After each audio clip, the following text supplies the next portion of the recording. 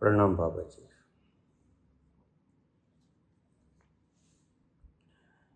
Naveen Kumar.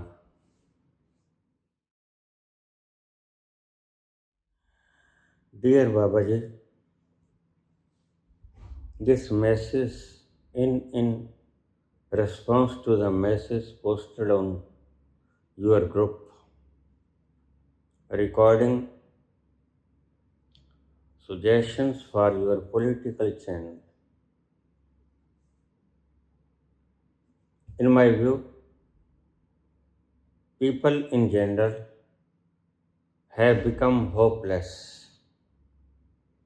especially due to lies by Anna Hazare, Kejriwal, Baba Ramdev, and current BJP government leaders.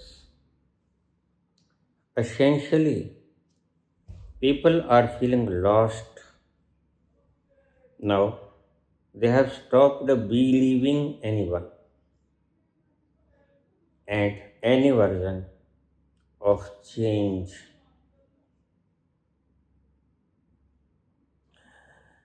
Political leaders are openly defrauding Adani, and few selected are amassing entire nation wealth. Current CGI is calling our youth cockroaches openly. Election Commission of India is already compromised. ED, CBI, and all government agencies are terrorizing common citizens. That is bulldozer action and shooting in public.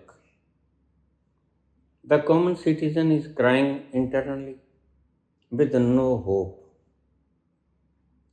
Government is just taking 50 to 60% tax and politicians enjoying life.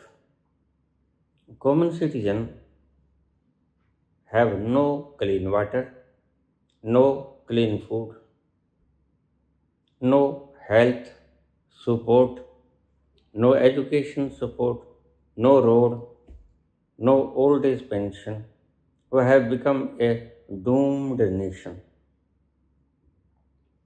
Educated youth is just trying to leave this country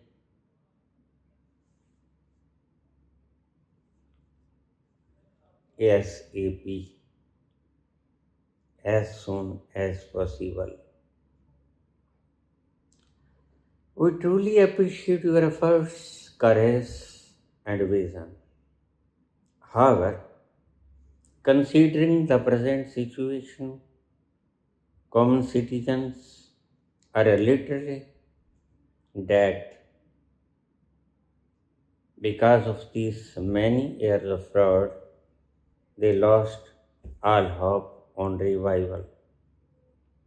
As the saying goes, चमत्कार को नमस्कार.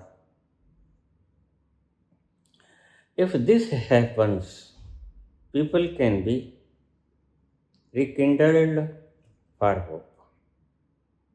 Thank you, Babaji, for giving us way in these dark and barbarian times, both spiritually and in this material world. नवीन.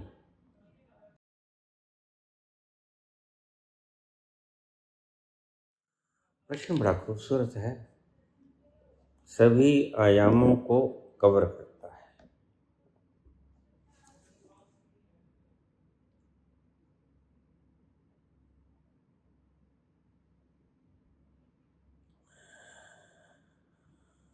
सबसे पहले मैं तुम्हें बता दूं कि जो व्यक्ति किसी कामना के हेतु काम करता है,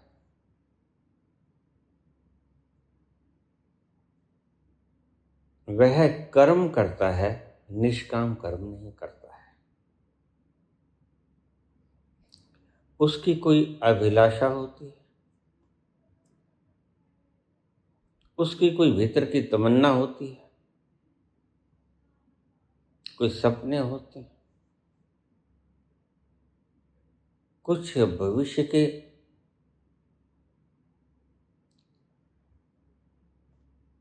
मैप खींचे होते हैं जो उसने पूरे करने हैं।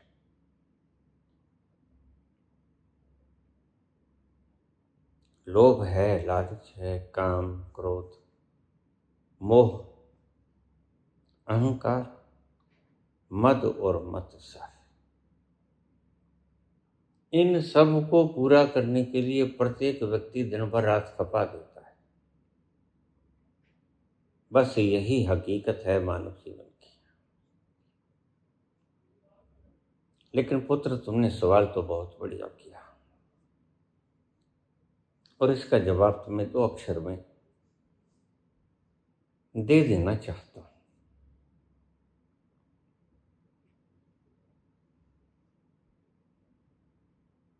जो भी कुछ पाया जा सकता है,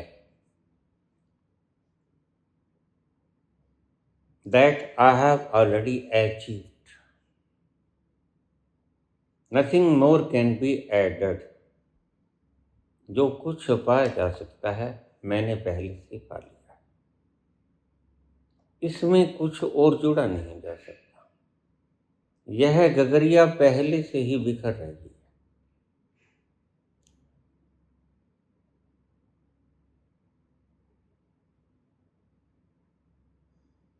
मैं कुछ पाने के लिए यह सब नहीं कर रहा हूं। मैं सब कर रहा हूं कि मुझे कुछ पाने की जरूरत नहीं। यह संदेश तुम्हें बिल्कुल उल्टा लगेगा। कुछ काम दूसरों की हालात देखकर भी किए जाते हैं।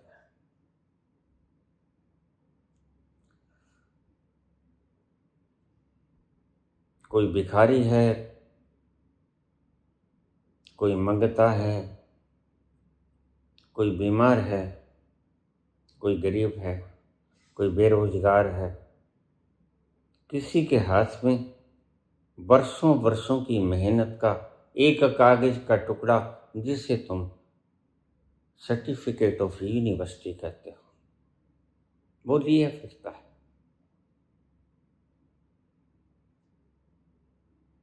और कहानी सब सेट कर दी गई है, ये भी मैं जानता हूं। फिर भी तुमसे पूछता हूं, तुम्हें तो पता नहीं था कि गांधी क्यों 1,00,000 किलोमीटर चल गए पैदल?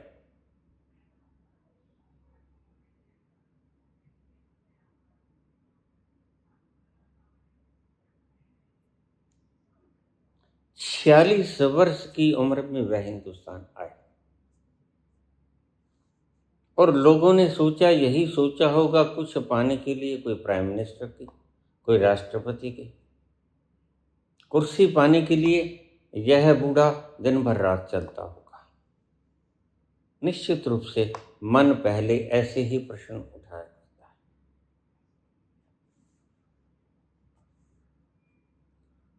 सबकी मेहनत और कुर्बानियों के साथ इस देश ने गुलामी की हथकड़ियां तोड़ी और देश आजाद हुआ। बाद में समझ आया जाता है कि इस व्यक्ति ने सकाम किया था या निष्काम किया था। निष्काम किया था तो सेवा थी, सकाम किया था तो लोभ को पूरा करने के लिए किया था, वासनाओं को पूरा करने के लिए किया था। तो गांधी ने कोई गद्दी नहीं ली, हालांकि कौन रोकता। कोई ऐसा भी नहीं कि 4-6 जमात पढ़ा था, लंदन से बैरिस्टर था और साउथ अफ्रीका में बड़ी सुंदर वकालत चली थी।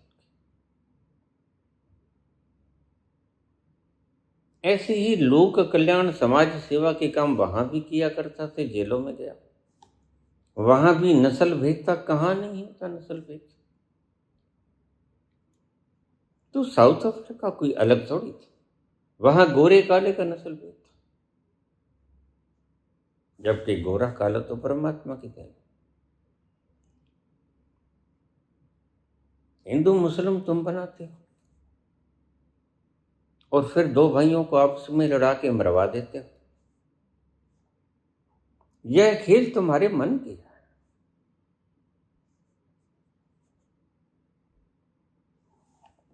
पहली बात पुत्र मैं तुम्हें बताता हूं, मेरा प्रयास कभी व्यर्थ नहीं जाएगा। क्यों? क्योंकि मैंने कुछ चाहा नहीं। मेरा प्रयास तो व्यर्थ होता अगर मैंने कुछ चाहा होता, कर्म की एवज में पुरस्कार।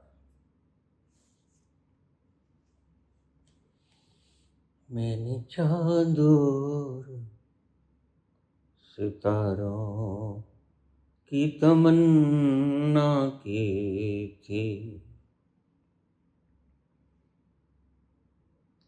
मैंने चांद और सितारों की तमन्ना की थी, मुझको रातों की शयाही के सिवा कुछ ना मिला, मैंने चांद और सितारों की तमन्ना की थी। मैं किसी तमन्ना को लेकर नहीं बोल रहा हूं, मैं तुम्हारे दर्द को देखकर बोल रहा हूं। और जब मैं कंपैरिजन करता हूं तो बरबस ही आंखों से आंसू छलक जाते, हृदय रोने लगता है।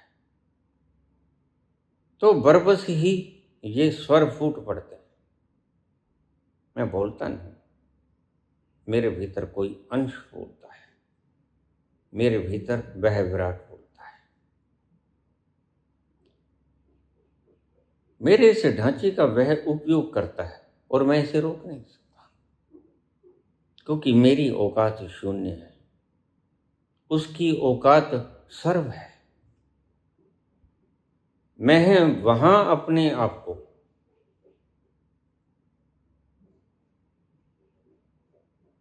असमर्थ पाता हूं, मैं उसको रोक नहीं सकता। वह बोलता है और बोलेगा अगर वह चाहेगा। जब चाहेगा, नहीं बोला तो नहीं बोलेगा। लेकिन मुझे इसमें कोई भ्रम नहीं। भ्रमित लोग ही गलत रास्तों पर जाया करते हैं। और मैं किसी भी भ्रम में रहा नहीं। जो कुछ भी पाया जा सकता है वह मैंने पा लिया। अब पाने को कुछ न बचा, अब उसके हाथ की कठपुतली हूं। अब बचा खुचा जीवन जीता भी है, वह जैसे गुजारे गुजार ले, मुझे इससे जरा भी फर्क नहीं पड़ता, क्योंकि मैं रहा ही नहीं। फर्क तब पड़ता अगर मैं होता। आप लोगों को फर्क पड़ेगा। निश्चित ही तुमने अभी वो मुकाम छुआ नहीं जहां जाकर फर्क नहीं पड़ता, और मैंने वो मुकाम छू लिया है। छुआ उसकी कृपा से। व्यक्ति अपनी मेहनत से कुछ नहीं कर सकता कभी, और यही रस है सभी संतों का, और यही सत्य भी है।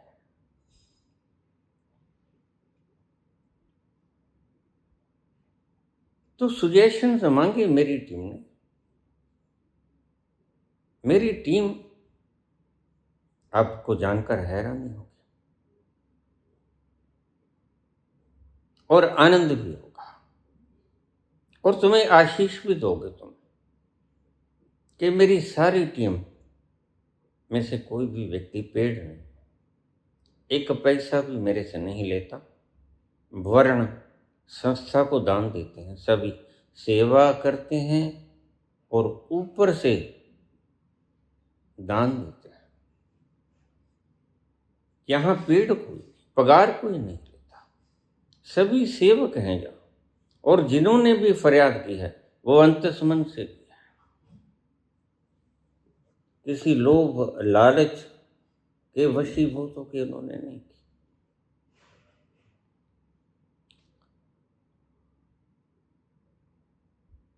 मैं भी पुत्र, मुझे तो कोई फर्क नहीं पड़ता।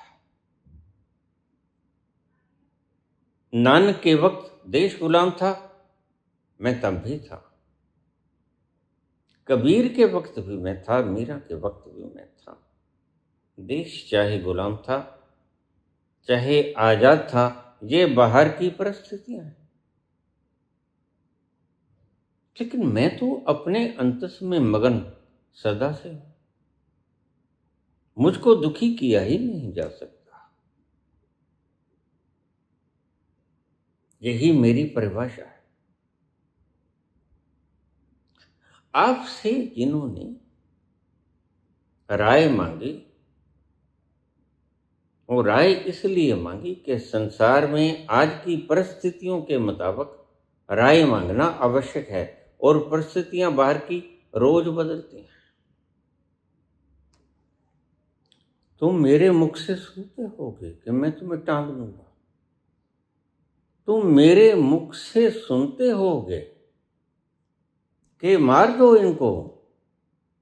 कृष्ण ने भी कहा था, ना हन्य से हन्य माने शरीर। अर्जुन, तू इन्हें मार भी देगा तो भी ये मरेंगे नहीं, क्योंकि इनके भीतर बैठा हुआ अविनाशी तत्व मैं।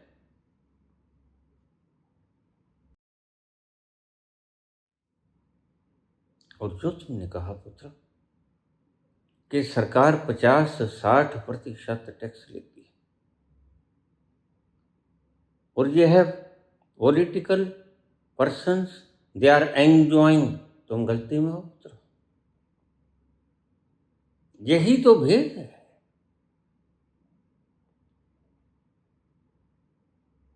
एंजॉयमेंट तो मेरे करीब आके मिलता है।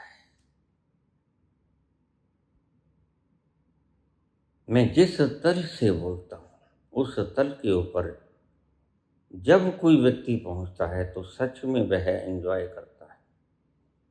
उससे पहले तो कोरे कल्पना सपने हैं। सपने में कभी कोई व्यक्ति आनंदित होता है? सपने का क्या भरोसा है कब टूट जाए। और देर अबेर सपने टूट जाते हैं, लेकिन वह तत्व नहीं टूटता जहां पहुंचकर तुम आनंदित हो उठते हो। तुम्हारा भीतर की कली फूल बन जाते हैं।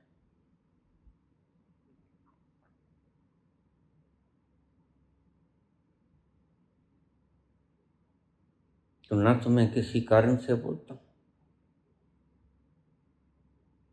ना मैं किसी इच्छा से बोलता हूं, ना मेरा कोई मोटो है, ना मेरे कोई सपने हैं, ना मेरा कोई बनाया हुआ रोड मैप है। यह उसका है सब जो बोल रहा है। अपनी ही सृजना को चलाने का उसका विधान है, उसका खेल है, और मैं उसे रोक नहीं सकता खेलते हुए को, क्योंकि वह विराट है। और जिसके द्वारा वह बोल रहा है यह सब उसका ही माल है। इसमें एक जर्रा ना तो रेत का मेरा, ना पानी की एक बूंद मेरी, ना हवा का एक एटम मेरा। मैं जानता हूं इससे। और जब से भ्रम टूटा है तब से मैं खो गया। तब से जो बोला वो मैं था ही नहीं। तब से जो बोला वह बोला, और निरंतर वह ही बोलता चला आ रहा है। उसने कैसे अपनी लीला को खेलना है, क्यों बनाई उसने अपनी यह सृजना, काहे को बनाई, मुझे तो नहीं पता। भला कंप्यूटर जान सकता है कि कंप्यूटर की रचना क्यों की गई? सृष्टि कभी नहीं जान सकती कि मुझको सृजित क्यों किया गया। सृजनहारा जानता है कि मैंने सृजना को क्यों सृजित किया। कंप्यूटर नहीं जान सकता, लैपटॉप नहीं जान सकता, मोबाइल नहीं जान सकता, लेकिन बनाने वाला जान सकता है कि मैंने इसे क्यों बनाया। इसलिए न मैं कुछ करता हूं, और यह तो मैं रोज बोलता हूं, पुत्र भूल जाओ। उसी का बनाया हुआ पदार्थ तुम्हारी इंद्रियों पे लगा हुआ है, अन्यथा तुम कहां से लेके आते? सब उसका है, माल उसका, और माल से शब्द बना है मालिक। मालिक भी वह अपने माल का। बीच में तुम फंस जाते हो, तुम कहते हो वो तो politicians are enjoying their life well. तुम गलती। एंजॉयमेंट, इंद्रियों का लिया हुआ एंजॉयमेंट एंजॉयमेंट नहीं होता। वह तो सुख भी नहीं होता। अगर सुख होता तो बुद्ध क्यों छोड़ते कपिल वस्तु को? सुविधाओं में सुख भी तो नहीं, सुविधाओं में आराम है, मात्र आराम। और ध्यान से सुन लो मेरी बात, आराम तो कब्रगाहों में मिलता है। आराम ही करना है। सोए हुए थे चैन से ओढ़े हुए कफन, सोए हुए थे चैन से ओढ़े हुए कफन, यहां भी सताने आ गए, किसने पता बता दिया। आराम वहां मिलता है, और यहां व्यक्ति एंजॉय नहीं करता। यही तुम्हारी गलती। और वो दिन सौभाग्य का दिन होगा जिस दिन तुम्हारा जब भ्रम टूट जाएगा कि इंद्रियां एंजॉय कर रही हैं, तुम गलती में। इंद्रियों को एंजॉय करता हुआ एक तत्व देख रहा है,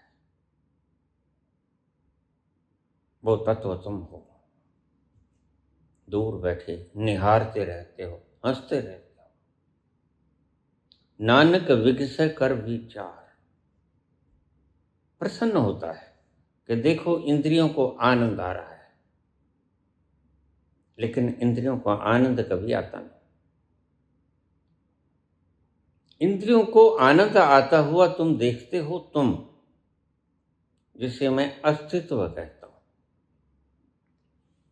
जीवा स्वाद लेती है, कान मधुर रस का संगीत सुनते हैं, आंखें मनोरम दृश्यों को देखते हैं।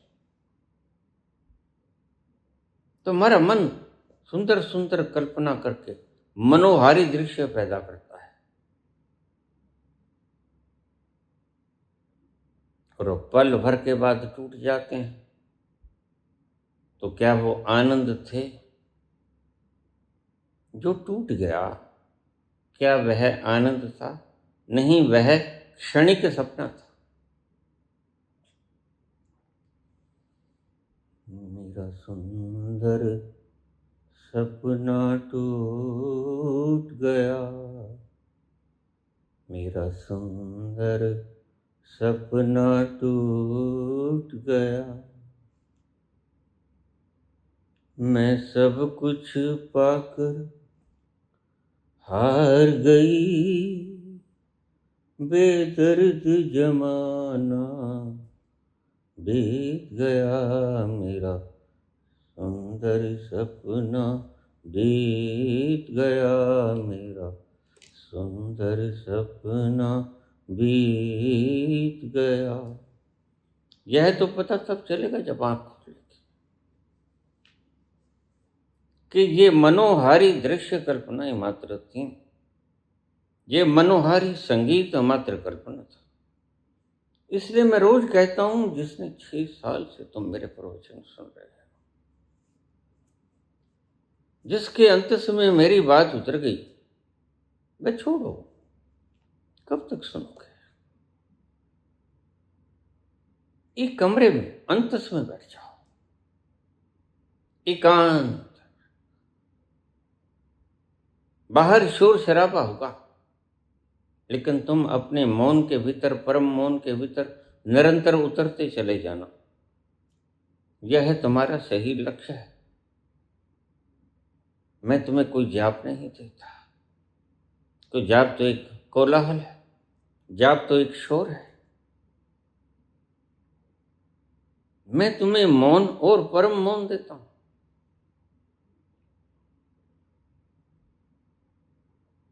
और यही है सत्य, और यही है सुंदर, और यही है शाश्वत। सत्यम शिवम सुंदर।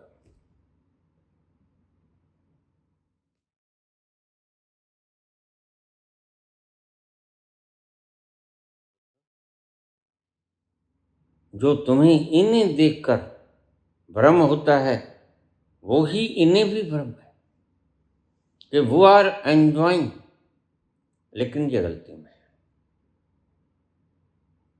जितना बड़ा सपना सजाओगे, उतना ही बड़ा नुकसान उठाओगे। जिड़ियां पींगा चढ़न आसमान नूं उन्हां हेठा होना। जो पींगे आसमान को चढ़ती हैं, आसमान में ठहरा नहीं करती, वो नीचे आती। सपने कितने ही ऊंचे देख ले, यह भी एक सपना है। वो आर एंजॉइंग वेल, सपना है। क्योंकि सच्चा एंजॉय जहां होता है उस तल का इन्हें पता है। इसलिए संतों ने इनका नाम अज्ञान रखा। अज्ञानी है, नाम भला ही ज्ञानचंद है। ज्ञान ये समझते हैं शायद सारी संसार की दौलत मेरे पास आ जाए,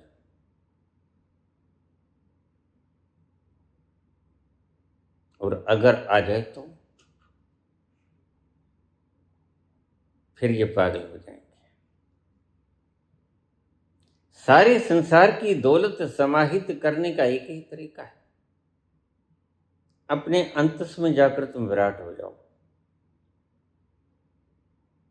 फिर तुम पागल नहीं होगे, फिर तुम मस्त मौले हो जाओगे।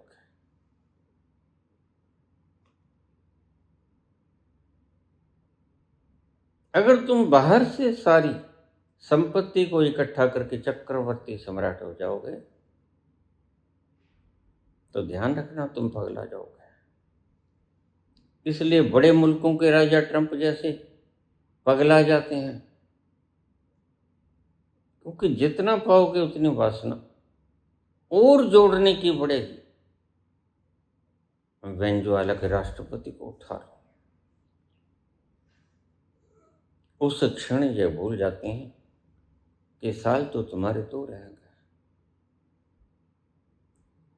इनको भी नहीं पता जीवन के कितने वक्त बाकी हैं।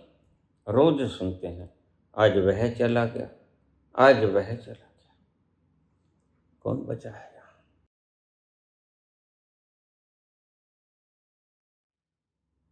सिर्फ भ्रम है कि मैं सदा के लिए।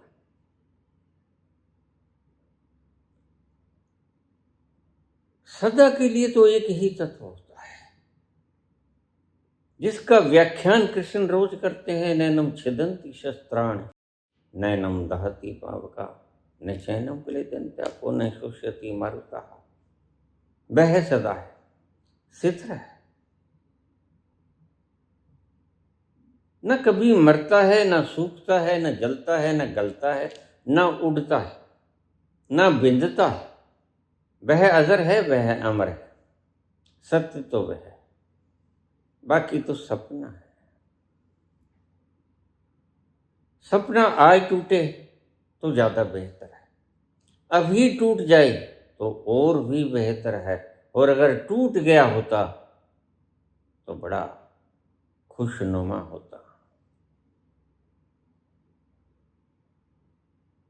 मेरा सपना बहुत पहले टूट गया था। अब मैं जो कुछ कर रहा हूं वो तुम्हें दिखाई पड़ता है, यथार्थ में मैं नहीं करता। यथार्थ में तो वह बोलता है जो असली मालिक है। सच्चा सौदा करने के लिए पिताश्री ने 20 रुपए दिए नानक देव को, और नानक चले और पिता ने समझाया कोई सस्ता सा सौदा करके आना, सच्चा सौदा जिसमें 4 पैसे जुड़ जाएं। हाँ पिताजी। तो 20 रुपए लेके चला।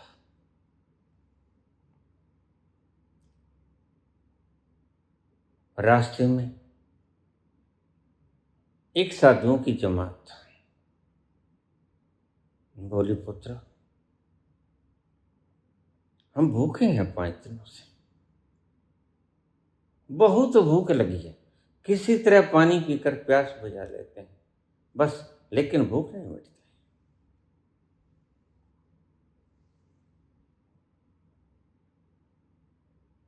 नानक का मन पिघला।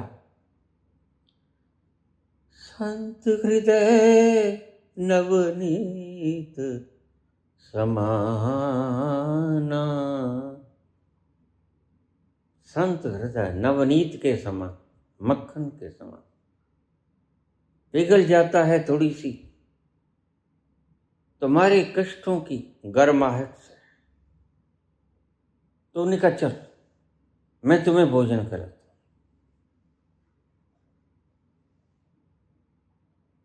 उनके पेट भर दिया, और यहीं से कहानी शुरू होती है नानक के संबोधि की। आज एक गहरा भेद तुम्हें खोल दूं। ऋषियों ने दान की परंपरा बनाई थी, आज के लोभी ब्राह्मणों ने उसे बिगाड़ लिया। ऋषि कहते हैं भूखे का पेट भरो, और तुम कभी किसी दिन भूखे का पेट भर के देखना,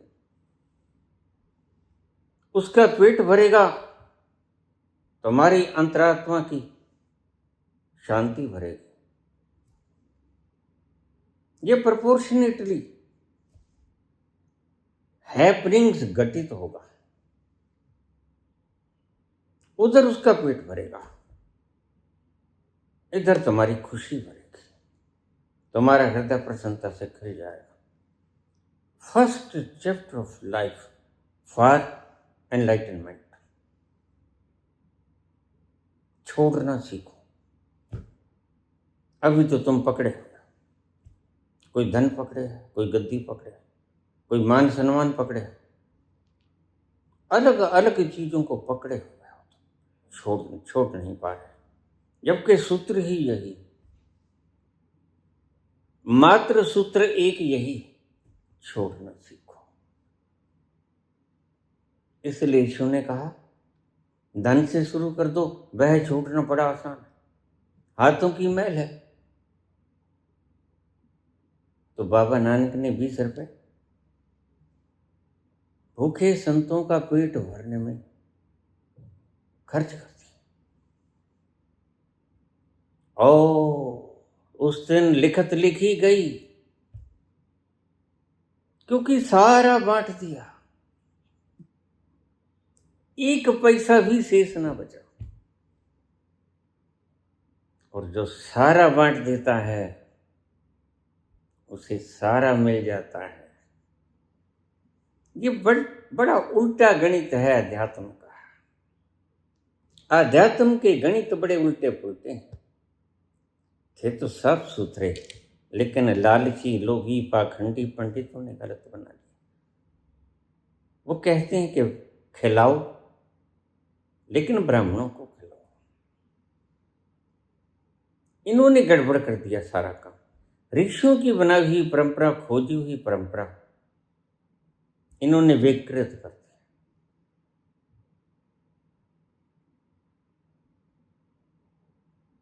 उपनिषद कहते हैं 100 में से 100 निकाल ले 100 ही बचेगा, घटते नहीं। कबीर कहते हैं चिड़ी चोंच भर ले गई नदी न घट्यो नीर। दान दिए धन ना घटे कह गयो भक्त कबीर। जो जो चाहो धन रहे बढ़ता तो धन वालो बनो दानी। कुएं से जल ना निकलेगा तो सड़ जाएगा सब पानी। तो ऋषियों ने तुम्हें ये अनूठी बात सिखाई जो बुद्धि को जचती नहीं। और अध्यात्म की बातें बुद्धि को जचें भी नहीं। जो बात तुम्हें जच जाए समझ लो वह अध्यात्म की थी ही नहीं। अध्यात्म तो बड़ा उल्टा पुल्टा है। यह तो तुम्हारे चाणक्य ही तुम्हें समझा सकते हैं। यह तो तुम्हारे आचार्य ही तुम्हें समझा सकते हैं। सदगुरु ही तुम्हें समझा सकते हैं। अध्यात्म के तरीके बड़े उल्टे पुल्टे हैं, बुद्धि की समझ में नहीं आती।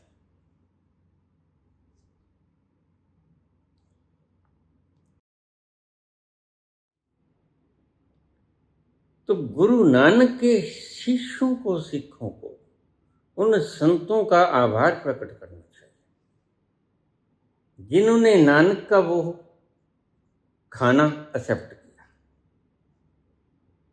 इसलिए एक परंपरा चली, हम भूखे को भोजन करते हैं, भोजन कराने के बाद उनको दक्षिणा देते हैं, आभार प्रकट करते हैं कि तुमने हमारा दान स्वीकार किया, इसलिए ये दक्षिणा।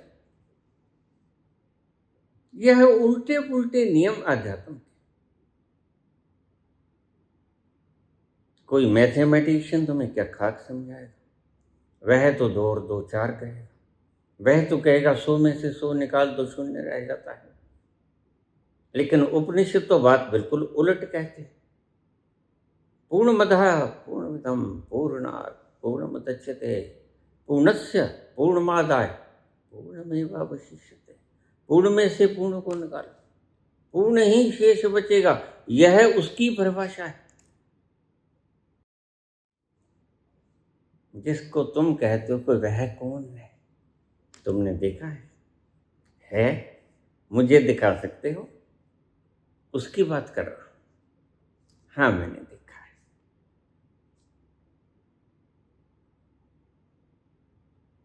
और मैं कभी खिलखिला, कमाल की बात है, अपना आपा तक नहीं देख पाते लोग। तुम्हें अगर मूढ़ ना कहा जाए तो और क्या कहा जाए? तुम सारा जीवन दूसरों को देखने में, दूसरों को छानने में, दूसरों को परखने में लगा देते हो और कामना करते हो कि मैं अपने आप को जानूं। जिस दिशा में तुमने मेहनत की उसे ही तो जान पाओ। तुम दिशा तो बाहरी तलों पे करते हो। वह सुंदर है, वह कुरूप है, वह दानी है, वह लुटेरा है, वह राजा है, वह रंक है, वह अच्छा है, वह बुरा। सारी उम्र तूने बाहर शक्ति झोंकने में लगा दी और कामना करता है अपने अंतस को जानने की। How it can be possible? जिधर शक्ति लगाओगे उधर ही तो देख पाओगे। इसलिए मैं रोज कहता हूं, बाहर से इंद्रियों को मोड़ लो। इसे वैराग्य कहते हैं। और अंतस के उस तल पर चले जाओ जहां मनोरम दृश्य है, मनोहारी दृश्य है। बाजे नाद अनेक असंख्या कीर्ते गावण हारे। वहां चले जाओ।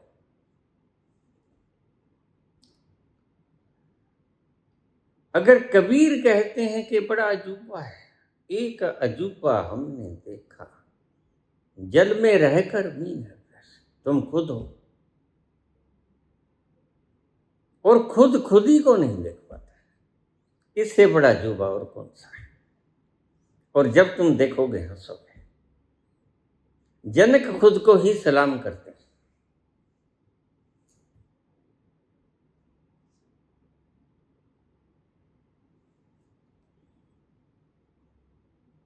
फिर सब भ्रम मिट जाता है। फेक था, भ्रम था, इल्यूजन था, कल्पना थी, स्वप्न था। जाने वाले तेरा खुदा हाफिज, जाने वाले तेरा खुदा हाफिज, गम के मारे सलाम कहते हैं, जाने वाले तेरा खुदा हाफिज, गम के मारे सलाम कहते हैं, जाने वाले तेरा खुदा हाफिज। फिर तुम उसको नमस्कार करोगे। भलो भयो हरि बिसरो सर से टली बला। अच्छा हुआ मैंने जो स्वयं को समझा था वह खंड विखंड हुआ, गिर गया। यह बला थी सिर पे कि मैं शरीर हूं, मैं मन हूं, मैं भावना हूं, मैं विचार। जैसे थे तैसे भय, अब कछु कहा ना जाए। जो था मैं वहां पहुंच गया, जो मैं नहीं था सदा उससे चिपटा रहा।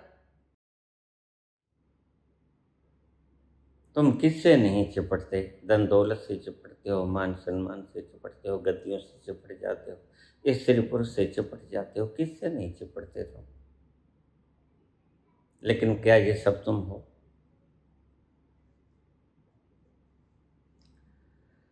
जब कोशिश तुमने बाहर की, शक्ति तुमने बाहर बिखेरी, तो भला भीतर की बात कैसे तुम्हें पता चलेगा? भीतर की रोशनाई तुम्हें कैसे दिखेगी? यही तो ऋषि मांग करते हैं। तमसो वहां ज्योतिर्गमय, बाहर तो तमस है, बाहर तो अंधेरा है प्रभु। कोई शहनाइयों के गीत यहां बजते हैं। यह तो कष्टकारी रुदन है। कष्ट है, कलेश है, चिंता है, आग है, भयंकर तूफान है, काम है, क्रोध, लोभ मोह अहंकार में लिपटा हुआ व्यक्ति कैसे जीता है? जब व्यक्ति पहुंचता है तो सोचता है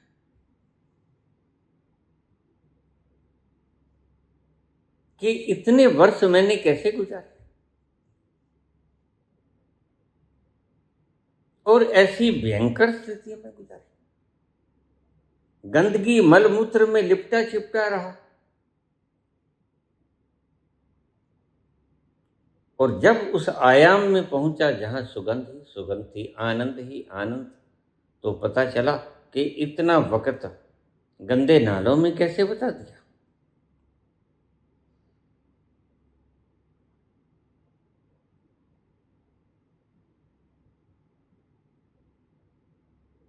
सिख कौम को उन संतों का अभिवादन करना चाहिए जो भूखे थे और परमात्मा ही बनकर आए थे। फर्स्ट स्टेप ऑफ लिबरेशन, दान, जो था दे दिया, सारा दे दिया। और एक बात और तुम नोट कर लो, इसे सर्कल में, सारा लुटाए बिना सारा मिलता भी नहीं। तुम थोड़ा थोड़ा करके कृपणता से सोचते हो कि वहां दान करना है, कितना करें।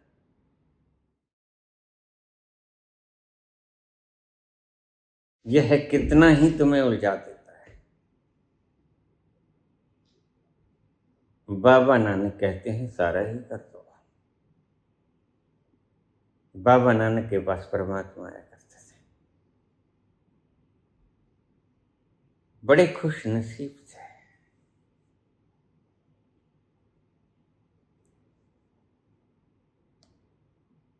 जो तेरे करीब होते हैं वो बड़े खुशनसीब होते हैं। जो तेरे करीब होते हैं वो बड़े खुशनसीब होते हैं। लेकिन तुम तो पदार्थों के करीब हो, तुम तो सुविधाओं के करीब हो, तुम अपने करीब कहाँ है? और कामना करते हो ये कि मैं खुश हो जाऊं, मैं सुखी हो जाऊं। भला ऐसे कैसे हो जाओगे? अध्यात्म का गणित बड़ा निराला है।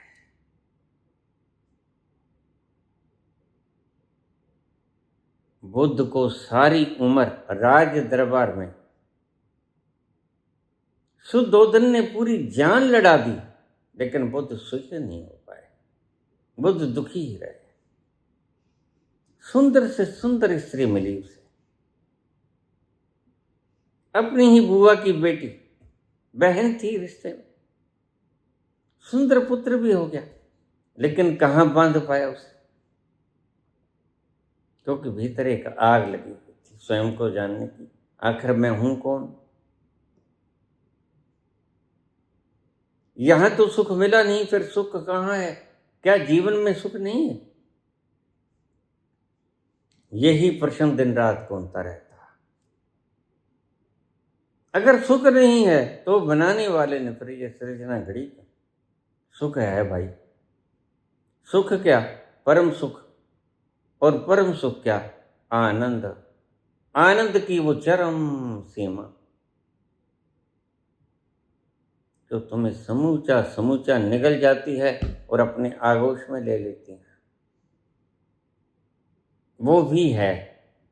लेकिन अगर तुमने जाना नहीं तो तुम कहोगे होता नहीं है एनलाइटनमेंट। यह लोगों को मूर्ख बनाने के ढंग है। आचार्य लोग सदा ही कोशिश करते हैं कि तुम्हारी बुद्धि को किसी तरह जीत लिया जाए, इम्प्रेस कर दिया जाए, और इसमें ही उनकी जीत है। वो भूल जाते हैं, सब कुछ गंवा के चले जाते हैं। बांटते रहो 5 9, किसी का क्या? अपना ही गंवा दोगे, फिर अगले जन्म में तुम कहोगे बहुत जन्म बीते मेरे माधो, ए जन्म तुम्हारे लेखे। कोई जन्म तो लेखे लगाना ही पड़ेगा।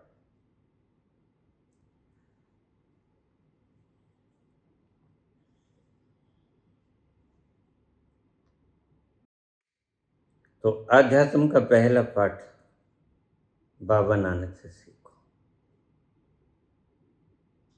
पकड़ छोड़ दो और पूरी पकड़ छोड़ दो। अगर रत्ती राई भी बनी रही, अगर तुमने पूरी पकड़ नहीं छोड़ी, नॉन क्लिंगिंगनेस में तुम नहीं आए, पूरी की पूरी चिपकाहट तुमने नहीं उखाड़ी, तो फिर वही कांटे की तरह चुभती रहेगी।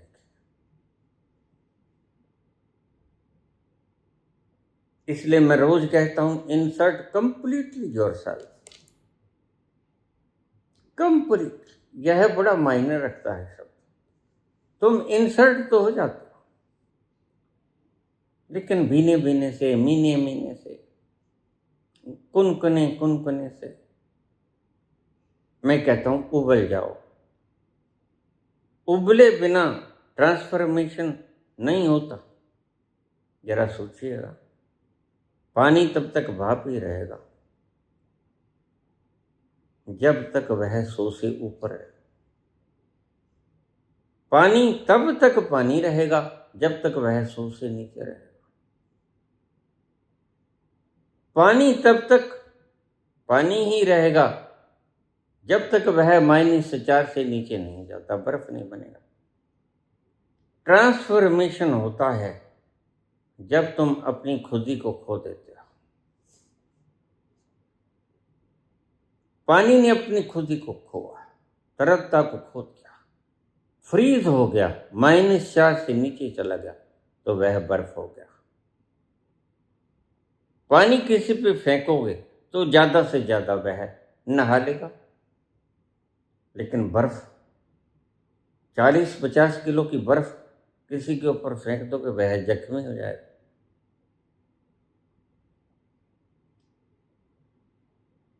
ट्रांसफॉर्म होना है तो कुनकुने कुनकुने रहने की आदत छोड़ दो। इसलिए कृष्ण रोज कहते हैं साहसी बन।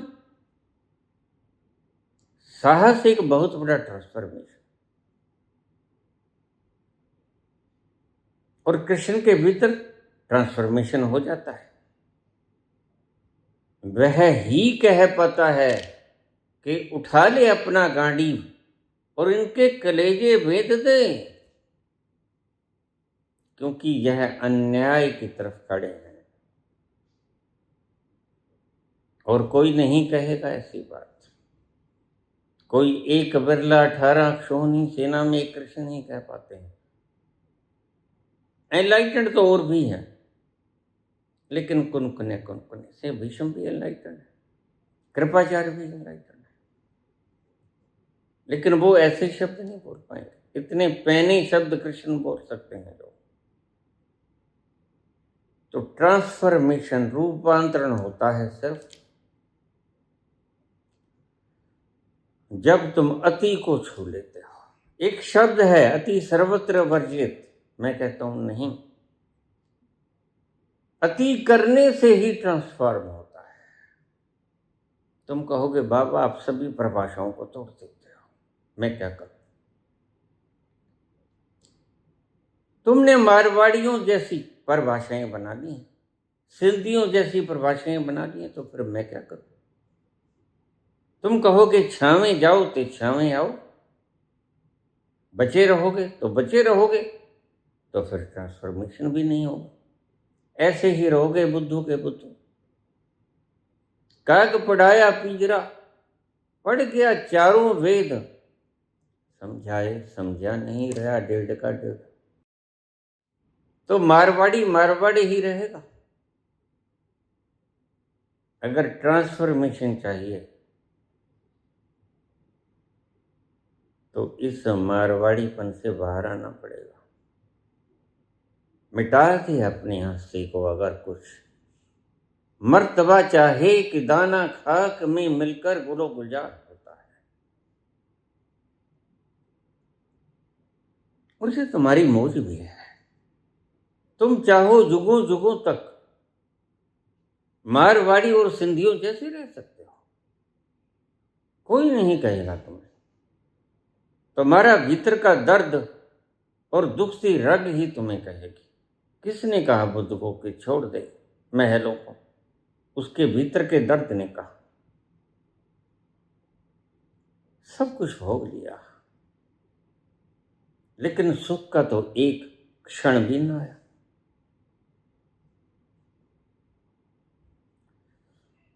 फिर सुख का क्षण क्या है नहीं धरती पे? तो बुद्ध का प्रथम वाक्य जीवन दुख है, यहां से चलता है लेकिन फिर आगे चलता है। कहता है जीवन दुख है। दुख का कारण, कारण को मिटाया जा सकता है, और कारण को मिटाने के ढंग है। यह है बुद्ध का सारा रस आ गया इसमें, 4 शब्दों में। तुम्हें कोई नहीं कहेगा तुम बदलो, तुम्हारा दुख कहेगा तुम्हें बदलने पे मजबूर करेगा।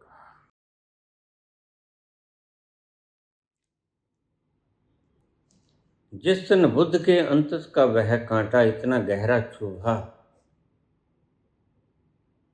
उस दिन बुद्ध ने तख्तो ताज नहीं देखा, कपिल वस्तु का साम्राज्य नहीं देखा। उन्होंने आधी रात को चोरों की भांति कपिल वस्तु छोड़ दिया। जीवन से भरी तेरी आंखें मजबूर करें जीने के लिए, जीने के लिए। जीवन से भरी तेरी आँखें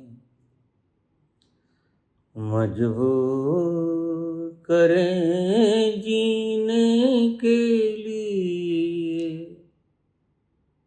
जीने के लिए। सागर भी तरसते रहते हैं तेरे रूप का रस पीने के लिए, पीने के लिए। सागर भी तरसते रहते हैं तेरे रूप का रस पीने के लिए, पीने के लिए। जीवन से भरी तेरी आँखें मजबूर करे जीने के लिए। अगर कोई व्यक्ति सुसाइड करता है तो उसको वह जीवन नहीं मिला जो वह खुद है। अगर उसको जीवन मिल जाता तो उसका भ्रम खत्म हो जाता। तुम जिसे सुसाइड कहते हो वह मर्डर होता है, हत्या होती है। जो तुम हो नहीं उसको मार देते हो। यह ऐसा जैसे तुमने तलवार उठा के दूसरे का वध कर दिया। काश उसे अपने भीतर का वह चेतन जीवन मिल जाता। तुम्हें भी अपने चेतन जीवन की तलाश, इसलिए तुम्हारा जीवन भटका भटका सा, रोता रोता सा, बेहाल। कोई रौनकाई नहीं, कोई लावण्य नहीं, कोई दमक नहीं, कोई चमक नहीं, मुर्दानगी सी छाई हुई है।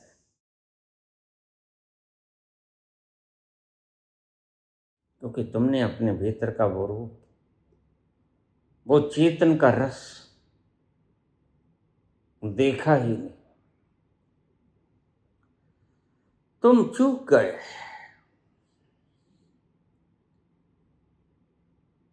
ध्यान रखना, जिसको अपने भीतर का वह चेतन पता चल गया, जो वास्तव में जिसका रूप निराला है, अद्भुत छवि वाला है, वह सुसाइड नहीं करेगा। राम ने आत्महत्या नहीं की। राम के लिए यह मुखौटा बेकार हो गया। उन्होंने मुखौटा उतार फेंका। तुम्हें बाहरी रूप से जब मैं बोलूंगा तो मैं कहूंगा राम कमिटेड सुसाइड, लेकिन नहीं। सत्य तो यह है जैसे हम वस्त्र बदल लेते हैं, राम के लिए यह वस्त्र बेकार हो गए। वासांशी जीर्णानि यथा विहाय नवानि गृह्णाति नवपराणि तथा शरीराणि विहाय जीर्णा अनन्यानि संयाति नवानि देहि। तुम पुराने वस्त्र त्याग देते हो, नए वस्त्र ग्रहण कर लेते हो, लेकिन राम ने नया वस्त्र ग्रहण नहीं करना है। राम के लिए ये पुराने वस्त्र जीर्ण शीर्ण हो गए, यह अब योग्य नहीं रहे। इनको धारण करना अब असंभव है। तो राम सब कुछ अपना राजकाट छोड़कर सारा और गुप्त घाट पे जाते हैं, सरयू नदी में समा जाते हैं। ये वास्तव में लीला ही थी।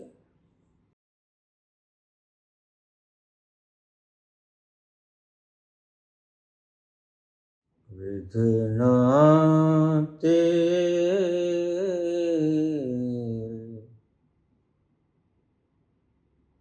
विधना तेरे लेख किसी समझ न आते हैं, विधना तेरे लेख किसी के समझ न आते हैं। राम मुखोटा छोड़ के अपने धाम को जाते हैं, हो विधना तेरे लेख किसी समझ न आते हैं। राम मुखोटा छोड़ के अपने धाम को जाते हैं, विधना तेरे लेख किसी के समझ न आते हैं। Adani and few selected are amazing entire nation wealth. क्या करें? कितने लोगों ने कोशिश करके देख लिया, चक्रवर्ती सम्राट हो भी गए। कत्लो गारत किया अशोक ने कलिंग में, लाखों लोग बिछ गए, क्या मिला?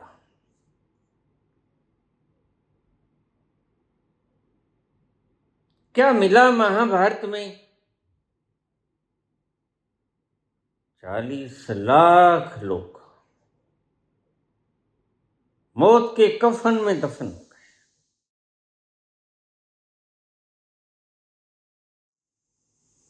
मात्र थोड़े से लोग बचे, धृतराष्ट्र बचे, विदुर बचे, कृतवर्मा बचे, 5 भाई बचे, द्रौपदी बची, कुंती बची, गांधारी बची, बस यह है गिनती चुनती का लोग बचे। कितने आए जहां पर, कितनों ने चक्रवर्ती होने का स्वप्न देखा, हो भी गए। यह पागलपन सदा से होता आया है। और ध्यान रखना पुत्र नवीन, सदा तक होता रहेगा। यह सृष्टि ही इतनी सुंदर है परमात्मा की, यह उसकी करामात है।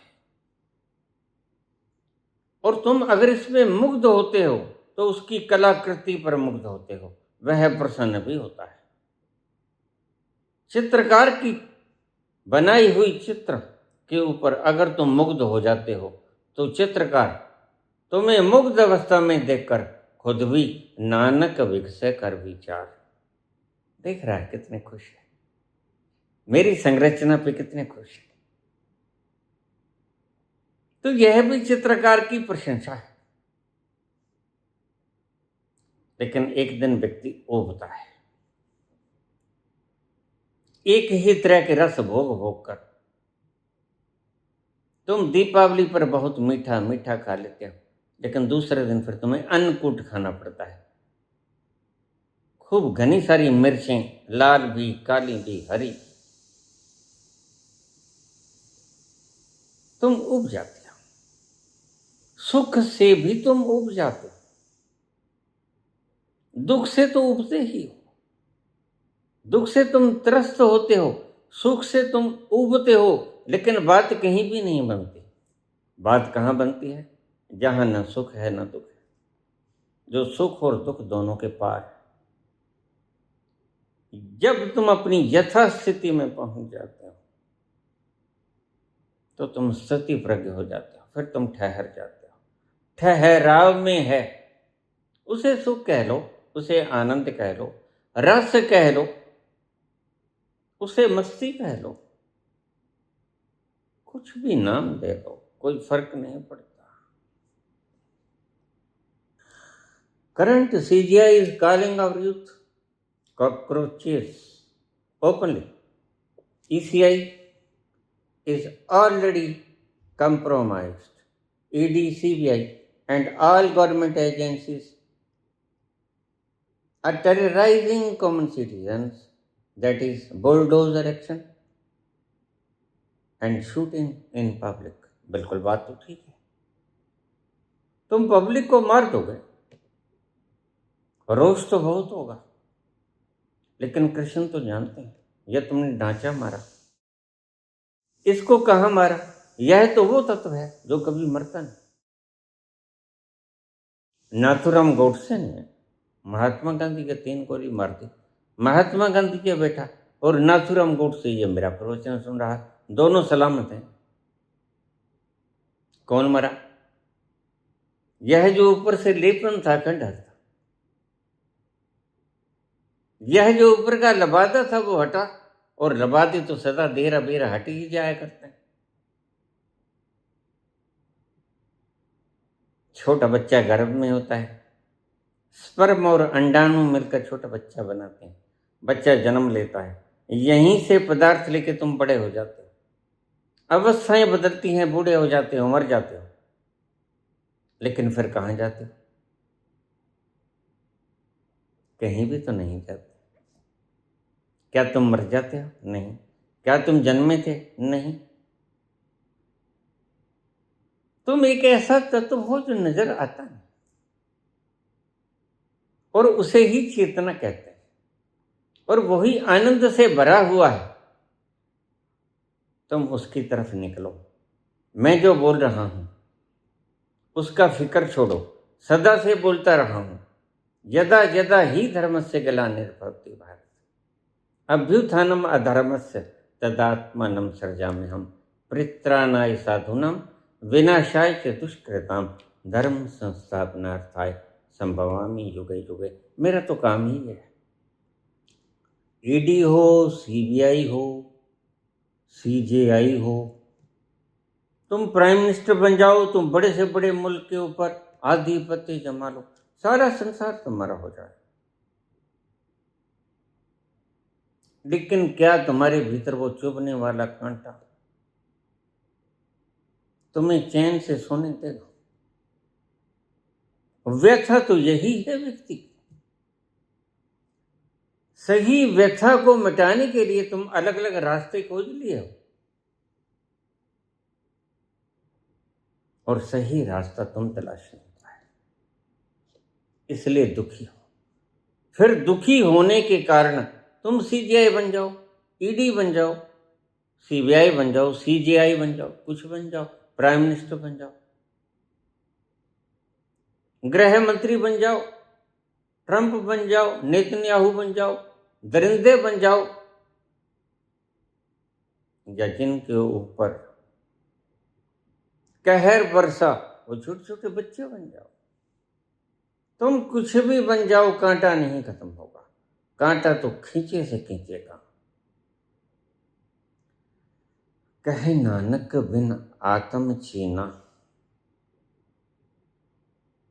मिटे न भरम की काई।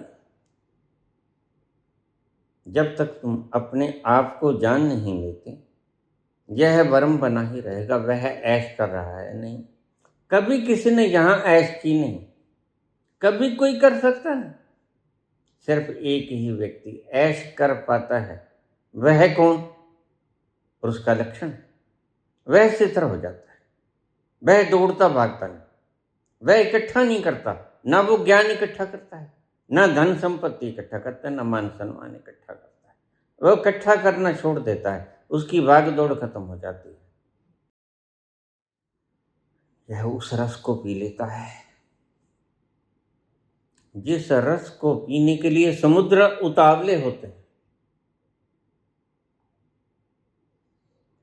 उस जीवन के रस से जो भरा पड़ा है उसके करीब जाओ, और उसके करीब जाने का उपाय मैं तुम्हें रोज बताता हूं।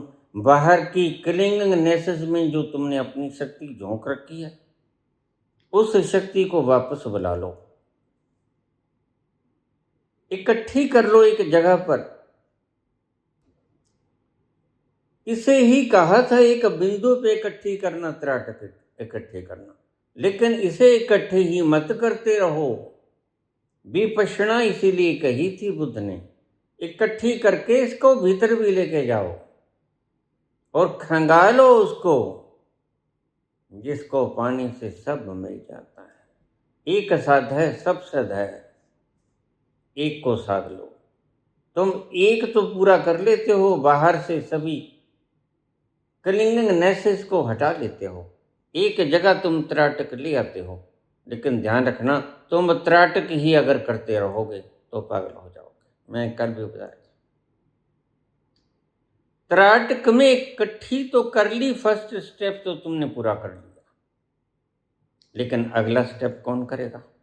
बुद्ध तो अगला स्टेप कर गए, भीतर छलांग लगा गए,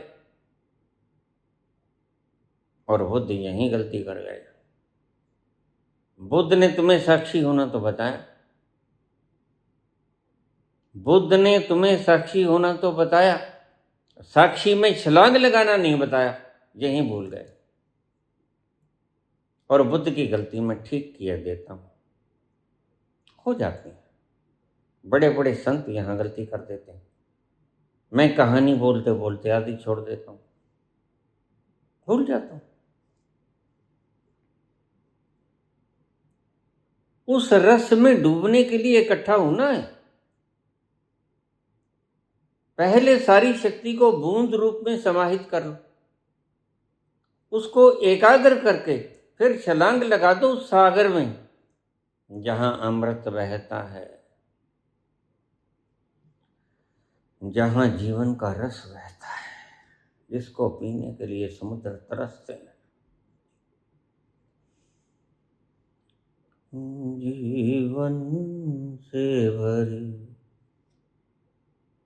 तेरी आंखें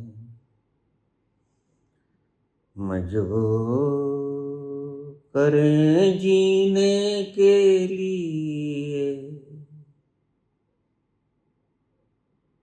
जीने के लिए, जीवन से भरी तेरी आंखें मजबूर करें जीने के लिए, जीने के लिए। सागर भी तरसते रहते हैं, तेरे रूप का रस पीने के लिए, पीने के लिए। जीवन से भरी तेरी आंखें मजबूर करें जीने के लिए, जीने के लिए। सागर भी तरसते रहते हैं, तेरे रूप का रस पीने के लिए। धन्यवाद।